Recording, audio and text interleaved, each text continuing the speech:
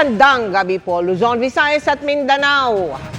Inatasan ni Pangulong Bongbong Marcos ang DFA at PNP na makipag-ugnayan sa mga embahada sa ibang bansa para matunton si dating Congressman Zaldico. Kasunod yan ang anunsyo ng Pangulo na kanselado na ang Philippine passport ni Ko. Gayunman, naunang binanggit ng DILG na 2 ang pasaporte nito. Git naman ang abogado ni Ko, wala pa silang natatanggap na impormasyon ukol sa nakanselang passport.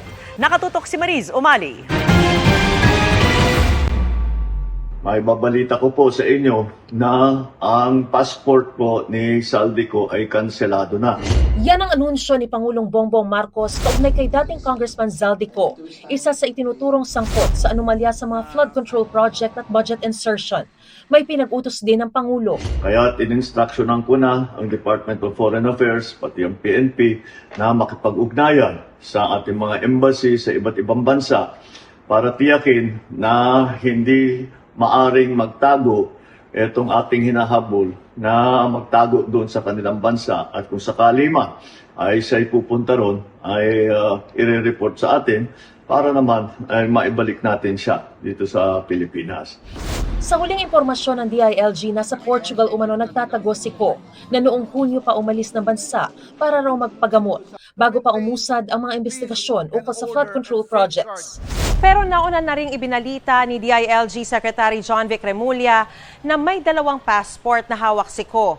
Bukod sa kanyang Philippine passport, ay mayroon din daw siyang Portuguese passport. Kaya ang tanong, mapapawi nga ba talaga si Ko sa bansa para mapanagot sa umano'y pagkakasala? Sa isang pahayag, sinabi ng abogado ni Ko na si Attorney Roy Rondain na wala siyang natanggap na impormasyon kaugnay sa pagkansela ng pasaporte ng kliyente. Ang tanging natanggap pa lang daw niya ay ang mosyon ng ombudsman na inihain sa 5th Division ng Sandigan Bayan para kanselahin ang kanyang pasaporte. May 5 araw pa raw sila mula ngayon para magsumite ng kanilang oposisyon. Naniniwala rin si Attorney Rondain na hindi pa raw nakakapagpasya ang 5th Division na kanselahin ito hanggat may oras pa siya para umapela. Bukod kay Ko, binanggit din ni Pangulong Marcos sa kanyang video message ang pagsuko ng contractor na si Sara Diskaya. Matatanda ang inunahan na ni Diskaya ang nakaambang warrant of arrest laban sa kanya at voluntaryong sumuko sa NBI kahapon.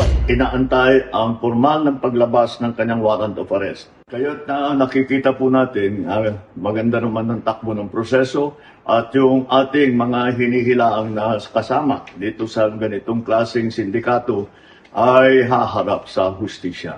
Pangako pa ng Pangulo, Asahan po ninyo na patuloy pa rin ang ating investigasyon, patuloy pa rin ang ating pagpila ng mga kaso upang tiyakin na ang mga guilty dito sa ganitong klaseng iskandalo ay haharap sa batas at bukod dyan ay maibalik ang ninakaw na pera sa taong bayan.